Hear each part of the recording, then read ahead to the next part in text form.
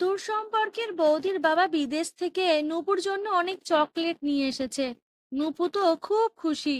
বৌদির বাবা নুপুকে কোলে নিয়ে বলল, দিদি ভাই, চকলেট পছন্দ হয়েছে? নুপু আনন্দে উৎফুল্ল হয়ে বলল, অনেক খুশি। তিনি ফিসফিস করে বললেন, এখন সবাই আছে, সন্ধ্যায় লুকিয়ে আমার ঘরে এসো, আরো দিব। আচ্ছা। 4 বয়সী নুপু সন্ধ্যায় গেল দাদুর কাছে, কিছু চকলেটও দিল। নুপুকে বলল, দিদি ভাই, চকলেট খেতে চাইলে রোজ আসবে। কথাটা বলে তিনি আদরের ছলে নুপুকে কোলে নিলেন। বাসায় ফেরার পর থেকেই নুপু ঘরের দরজা আটকে বসে আছে।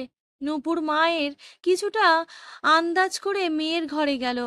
নুপু থম মেরে বসে আছে। তিনি জিজ্ঞেস করলেন, কি হয়েছে মা, মনমরা কেন?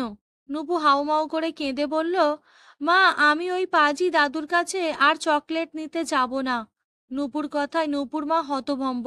ছি, এইটুকু মেয়েকেও বাজে পর্শের শিকার বানাতে হলো। আমাদের আশেপাশে এরকম মানুষরূপী শয়তান অনেক আছে, তাই নিজের বাচ্চাকে যতটা পারবেন চোখে চোখে রাখুন।